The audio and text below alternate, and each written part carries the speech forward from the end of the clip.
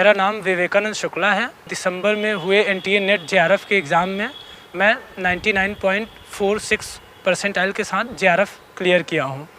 मैं इलाहाबाद यूनिवर्सिटी का स्टूडेंट रहा हूँ, जहाँ से मैं एमए किया हूँ, और उसके बाद मैं एमए पूरा करने के तुरंत बाद नेट और जेआरएफ का एग्ज़ाम दिया, जिसमें मुझे दूसरी बार में जेआरएफ मिला है और पहली बार में मुझे 94 परसेंटाइल के साथ में नेट मिला था। मैं आप सभी को डीकेटी दिल्ली नॉलेज ट्रैक के माध्यम से नेट जेआरएफ की तैयारी की स्ट्रेटजी तथा उसके आगे के फ्यूचर के चांसेस के लिए दो पेपर फर्स्ट और पेपर सेकंड के लिए यहाँ पे स्ट्रेटजी बताने जा रहा हूँ। एनटीए नेट में फ़र्स्ट पेपर में आपको सामान्य चीज़ें पूछी जाती हैं, जिसमें 50 क्वेश्चन होता है। उस 50 क्वेश्चंस में 100 नंबर के होते हैं। एक प्रश्न 2 अंक का होता है, जिसमें maths, reasoning, data interpretation, research aptitude, teaching aptitude, comprehension, वो इंग्लिश या हिंदी दोनों में हो सकता है, आपके पढ़ने की समझ, और साथ में टीचिंग एप्टीट्यूड और अन्य कुछ जानकारियाँ पूछी जाती हैं, जिसमें आपको 50 क्वेश्चंस होते हैं। अब तो 50 फर्स्ट पेपर और सेकेंड पेपर दोनों साथ में होने लगा है, मतलब 3 घंटे में दोनों साथ में ही चलेंगे। लेकिन फर्स्ट पेपर जो सिलेबस मैंने अभी बताया वो as a first paper consider किया जाता है, क्योंकि पहले वो अलग अलग होता था, उसके बाद गैप होता था। इनमें अगर आपको नेट जेआरएफ लेना है तो इसमें आपको अच्छा परफॉर्मेंस करना होता है, क्योंकि मैथ्स हुआ, रीजनिंग हुआ, कंप्रीहेंशन हुआ और टीचिंग एप्टीट्यूड हुआ, ये सब सब्जेक्ट ऐसे होते हैं जो स्कोरिंग होते हैं। अगर आप इन सब्जेक्ट्स में स्कोर करने में कामयाब होते हैं तो आपका फर्स्ट पेपर लगभग नहीं तो 35 से 40 क्वेश्चन सही हो जाएंगे, क्योंकि माइनस मार्किंग होते नहीं। अगर आप फर्स्ट पेपर में 35 से 40 क्वेश्चन सही कर लेते हैं तो आपको लगभग 70 से 80 नंबर मिल जाते हैं, जो आपको आगे चल के जेआरएफ उत्तीर्ण करने में मदद मिलता है, क्योंकि सब्जेक्ट में आप एक सर्टेन लेवल के बाद उतना ऊपर नहीं जा सकते हैं। तो इसमें अगर आपको तैयारी के लिए बात की जाए तो आपको रिसोर्सेज मैं बता देता हूँ। रीजनिंग के लिए आप यूट्यूब पे आजकल चैनल्स उपलब्ध हैं, जिस चैप्टर को पूछता है एनटीए नेट में उस सब्जेक्ट को या फिर उस चैप्टर को आप ध्यान से पढ़ लीजिए, या फिर एक अरिहंत की बुक आती है जिसमें रीजनिंग पतले सी बुक है, उसमें जो चैप्टर आपके लिए इम्पॉर्टेंट है उनको आप ध्यान में रख के पढ़ सकते हैं। और साथ में मैथ्स होता है। मैथ्स आपको अंकगणित होता है, जिसमें छोटे मोटे मैथ्स के क्वेश्चंस होते हैं जिनको आपको पूरा करना होता है। आपको उन क्वेश्चंस को ध्यान में करके पूरी तरह से सही करना होता है, जैसे कि लाभ हानि पूछ लेगा, रेल पूछ लेगा, या फिर ऐसे ही अंगणित के कुछ क्वेश्चंस जैसे एमलगमेशन, मिश्रण हो गया, उसको पूछ लेगा, पार्टनरशिप पूछ लेगा, जिनकी आपको आवश्यकता होगी आगे चल के रिसर्च में कैलकुलेशन के लिए।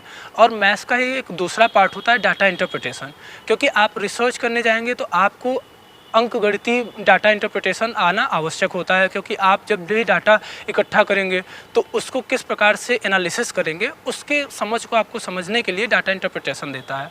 दिसंबर में हुए परीक्षा में डाटा इंटरप्रिटेशन थोड़ा सा कठिन था, किंतु हर बार इतना कठिन नहीं आता है। तो आपको ध्यान देना चाहिए, डाटा इंटरप्रिटेशन के लिए आप कुछ लगभग नहीं तो 20 से 30 डाटा इंटरप्रिटेशन को अलग से सॉल्व कर लीजिए, और अलग अलग प्रकार का डाटा इंटरप्रिटेशन सॉल्व करके उनका अभ्यास कर लीजिए, जिससे कि आप पेपर में उसको 100% एक्यूरेसी के साथ सॉल्व कर सकें, क्योंकि वो उतना कठिन नहीं होता। आपको सर्टेनिटी हो जाएगी कि आप इतने नंबर को तो बिल्कुल पूरी तरह से गेन कर लिए हैं। मैं डाटा इंटरप्रिटेशन को इसी तरह से तैयार किया था। रही बात टीचिंग एप्टीट्यूड को तैयार करने के लिए, रिसर्च एप्टीट्यूड तैयार करने के लिए आप सोशियोलॉजी के सब्जेक्ट में जब पढ़ते हैं एमए में, तो वहाँ पे आपको पढ़ाया जाता है रिसर्च एप्टीट्यूड के बारे में। अगर आप वहाँ पे अच्छे से पढ़े हैं और साथ में आप सिलेबस एक बार देख लीजिए और प्रीवियस ईयर क्वेश्चन पेपर्स को पूछने का तरीका देख लीजिए, आप किस प्रकार से उसको सही करेंगे। तो अगर आप उनकी बारीकियों को समझ जाएंगे तो रिसर्च एप्टीट्यूड, टीचिंग एप्टीट्यूड और कुछ अंडरस्टैंडेटिव क्वेश्चन आते हैं जैसे कम्युनिकेशन को लेके, या फिर कुछ वैदिक नॉलेज को लेके 1-2 क्वेश्चंस आते हैं जिनको आपको प्रीवियस ईयर क्वेश्चन पेपर अभ्यास करना होता है। उससे आपका ये ज्ञान, आपको इस चीज़ की नॉलेज मिल जाएगी। तो मैं आपको बता दूँ, teaching aptitude, research aptitude, communicational knowledge, maths, reasoning और डाटा इंटरप्रिटेशन, ये 8 टॉपिक मिलके आप एक सर्टेनिटी की तरफ बढ़ने लगते हैं कि आपके अंक बढ़िया हो सकते हैं। और एक आता है हायर एजुकेशन, जिसमें आपको हायर एजुकेशन के बारे में करंट अफेयर के नॉलेज होने चाहिए, जैसे कि इस समय कौन सी प्लानिंग चल रही है, सरकार किस दिशा में रिसर्च को ले जाना चाहती है, सरकार एजुकेशन को किस दिशा में ले जाना चाहती है, या फिर कौन कौन सी कमेटी बनी है, 3-4 कमेटियाँ बनी है जो एजुकेशन को एक ड्रास्टिकल चेंज दी हैं। एक तरह से अभी एक नई कमेटी आ रही है जिसका अभी इम्प्लीमेंटेशन होना बाकी है। तो इन सब चीज़ों को आपको ध्यान रखना होगा। ऑनलाइन किस प्रकार से रिसोर्सेज बढ़ाने के लिए सरकार कोशिश कर रही है, जैसे स्वयं हुआ या फिर सैटेलाइट से पढ़ाने की व्यवस्था कर रही है। तो उन सब चीज़ों का आपको नॉलेज होना चाहिए, जिससे कि आप एक टीचर भी बनेंगे, आगे चल के असिस्टेंट प्रोफेसर बनेंगे या फिर लेक्चरर बनेंगे। तो उन सब चीज़ों का आपको जानकारी होना चाहिए। फर्स्ट पेपर में ये सब चीज़ पढ़ने के बाद आपको कोशिश करना चाहिए कि जितना ज़्यादा से ज़्यादा as much as papers you can solve you should solve. आप जितना पेपर सॉल्व करेंगे उतना ही अच्छा होगा। जैसे मैंने अपने तैयारी के लिए मैंने लगभग नहीं तो 60 से 70 previous year question paper first paper के सॉल्व किए थे, क्योंकि 1 घंटे का पेपर होता है। मैं कभी भी किधर भी इधर उधर जाते वक्त या फिर कभी भी खाली हुआ तो उस समय उनको सॉल्व कर लेता था। तो अगर जितना ज़्यादा से ज़्यादा आप पेपर सॉल्व करेंगे फर्स्ट पेपर का, प्रीवियस ईयर क्वेश्चन पेपर, कुछ मॉडल पेपर भी, तो आपको उतना ही फर्स्ट पेपर में नंबर मिलेगा और आपको उतना ही स्वतंत्रता मिलने लगेगी सेकेंड पेपर में रिस्क लेने की, या फिर आपको स्वतंत्रता लेने की कितना अच्छे से आप पेपर सॉल्व कर सकते हैं और नंबर बढ़ा सकते हैं, जिससे आपका जेआरएफ एक तरह से सर्टेन हो जाएगा, पक्का हो जाएगा। मैं प्रीवियस ईयर क्वेश्चन पेपर्स को सॉल्व किया था, साथ में मैं आपको कुछ ऐप्स बता देता हूँ, कुछ वेबसाइट्स बता देता हूँ जिसमें कि आपको मदद मिल जाए।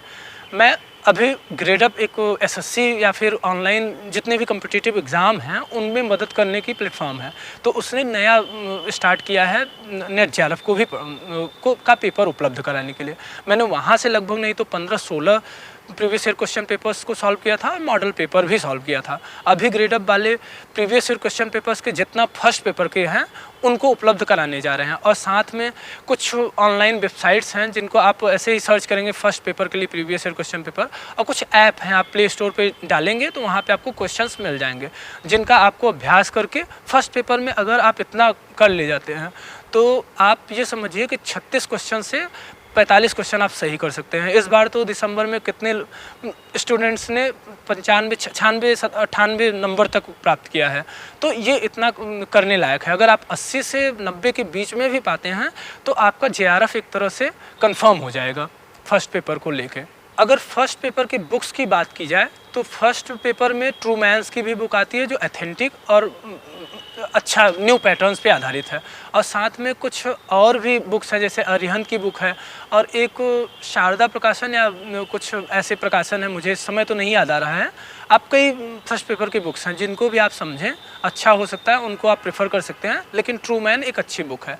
मुख्यतः ज़्यादा इसमें इंपॉर्टेंट होता है कि आप प्रीवियस ईयर क्वेश्चन पेपर्स को सॉल्व करें। अगर एनटीए नेट में सोशियोलॉजी सब्जेक्ट की बात करें तो सोशियोलॉजी एक ऐसा सब्जेक्ट है जिसको आप पढ़े रहेंगे एमए में, अगर आप एनटीए नेट या जेआरएफ की एग्ज़ाम देने जा रहे हैं।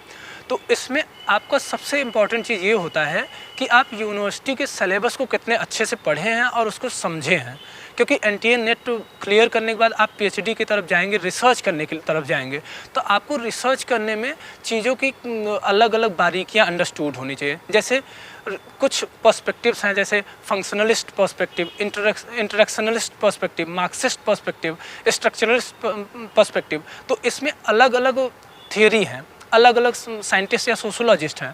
जैसे स्ट्रक्चरलिस्ट पर्सपेक्टिव में हैं टैलकट पार्सन्स, या फिर मार्क्सिस्ट पर्सपेक्टिव हुआ जो कन्फ्लिक्ट भी पर्सपेक्टिव कह सकते हैं, तो उसमें मार्क्स हैं, अल्थूजर हैं, हाबरमास हैं, तो ऐसे हैं।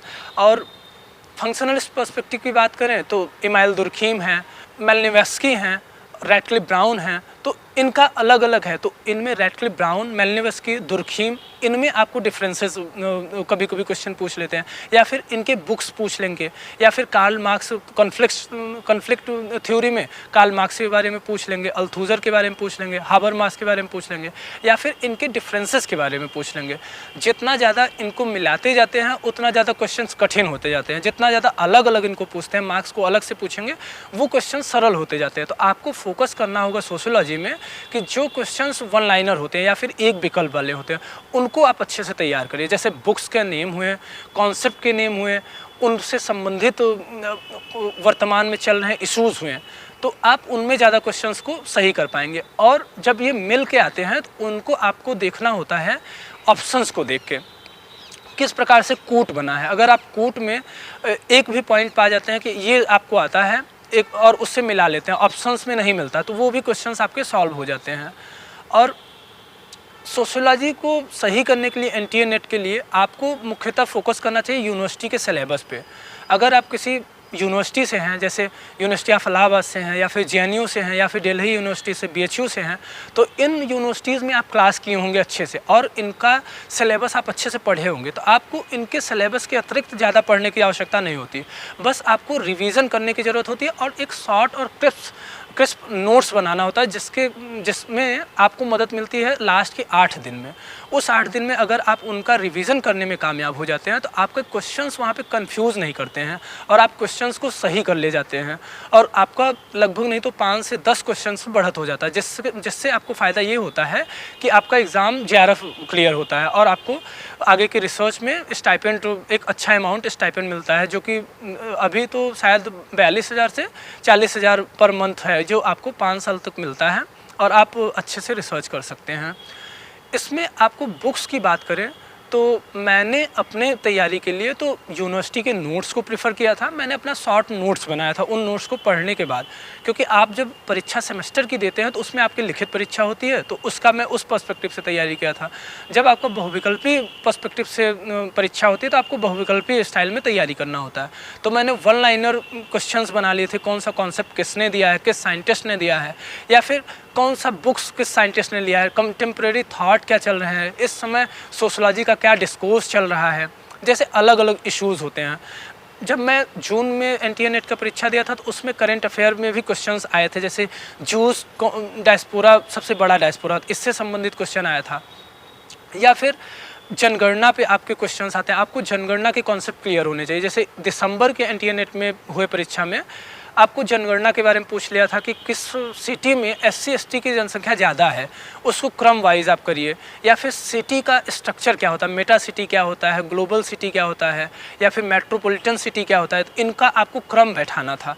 तो आपको ऐसा नहीं कर सकते कि आप केवल स्टैटिक सिलेबस को ही पढ़ें, आपको, क्योंकि सोशलॉजी एक कंटेम्प्रेरी सब्जेक्ट है, तो आपको ध्यान रखना ये होता है कि सोसाइटी किस प्रकार से, आपस सोसाइटी और सोशल आदमी या फिर इसके सिटीजन्स में कैसा कनेक्शन होता है। जैसे चौल के बारे में कौन अध्ययन किया है, या फिर कास्ट के संदर्भ में किसने अध्ययन किया है, तो उन सब चीज़ों को आपको कंटेम्प्रेरी सरकारी योजनाओं को भी कंटेम्प्रेरी करना होगा। जैसे सरकार किस प्रकार से योजना बना रही, इस योजना का किस प्रकार से प्रभाव पड़ रहा है, तो इसके लिए आपको जनगणना पे फोकस करना होता है। और साथ में सोशलॉजी के सब्जेक्ट में रिसर्च एप्टीट्यूड का भी क्वेश्चन पूछता है, जो कि आपका फर्स्ट पेपर में भी मदद करता है, तो आपको उन दोनों चीज़ों को ध्यान में रखना होता है।